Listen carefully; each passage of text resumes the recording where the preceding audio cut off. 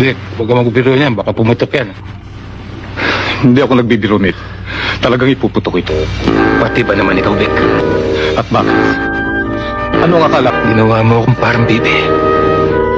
Bubusugin mo muna bago mapatay. Meron pa bang pagkain ba yan?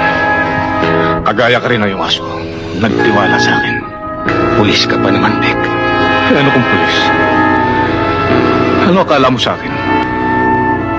Nagpulis ako para magpakabayani. Hindi. Nagpulis ako para magkaroon ng katungkulan. Para magkaroon ng lakas. Nang pagdating ng araw ay magamit ko sa aking payaman. Ang perang kikitain ko sa iyo ay hindi kikitain ng aking mga anak. At ang magiging anak ng aking mga anak. Yan pala ang dahilan kung bakit ka nagpulis. Hindi ka naman nahiya na iyan ang pamamana mo sa mga anak mo. Sabihin mo lang lahat ang gusto mo sabihin. Walang kwenta sa akin. Total, sino makakalam na akong pumatay sa'yo? Talagang mahirap pusugin ang bitukang walang pondo. Habang linalagyan mo, lalong umiibayo ang takap.